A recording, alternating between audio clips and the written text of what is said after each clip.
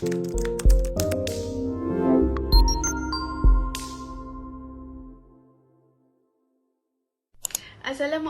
warahmatullahi wabarakatuh.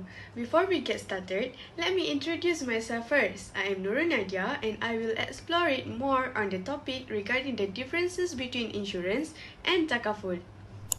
As you can see, this is the infographic that summarizes the difference between both insurance and Takaful, in which it will be explained further in this video. First and foremost, let's get to know what is exactly mean by insurance and Takaful itself. Takaful is a cooperative policy where funds are contributed by donations from participants, and the pooled funds usually can be used to protect other participants from risk. It also refers to the concept of Islamic insurance based on mutual cooperation, where both risks and funds are shared between the insured and insurer.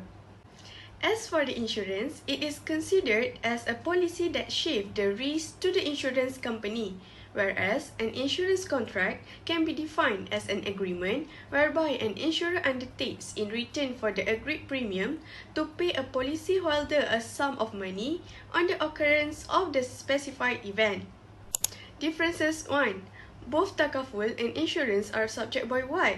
The most glaring difference between Takaful and insurance is Takaful complies with Sharia law as it can only invest in Sharia-compliant assets subject to local regulatory restraints.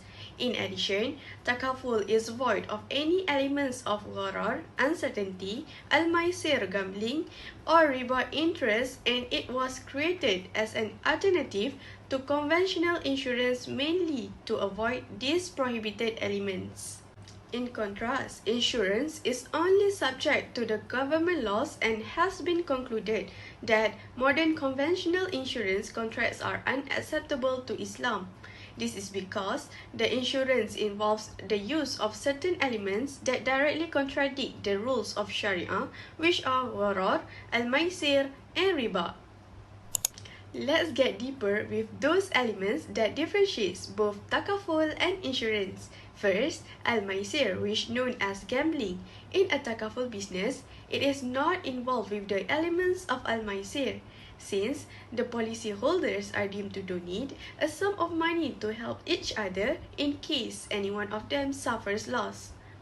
While insurance involves with al-maisir, as the insurance company promises to pay a certain amount of money, which is indemnity, to the insured if the risk occurs, and the insured agrees to pay another amount of money, which is premium if the risk does not occur.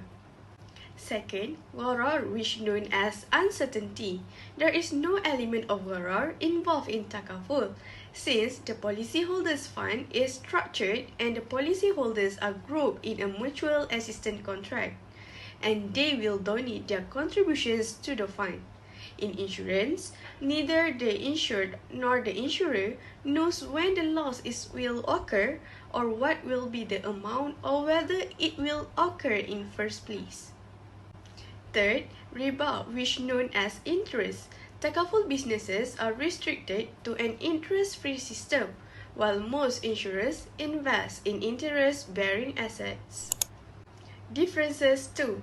Investment. In Takaful, the funds shall be invested in any interest-free Sharia-approved assets and also meet any required national insurance, regulations, and laws.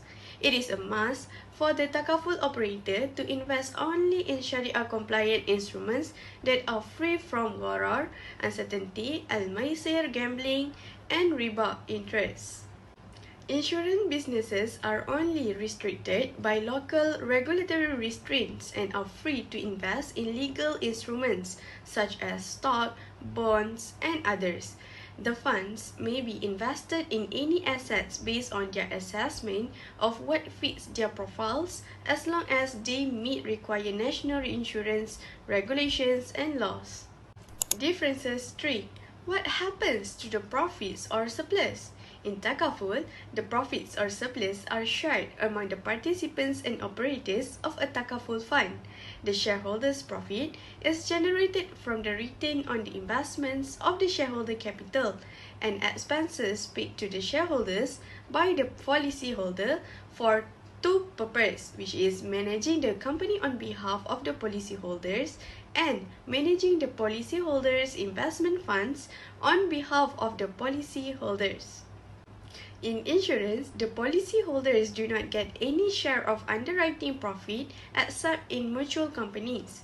The shareholders' profit is generated from the company's underwriting profit plus any investment returns, and the dividends are returned to shareholders.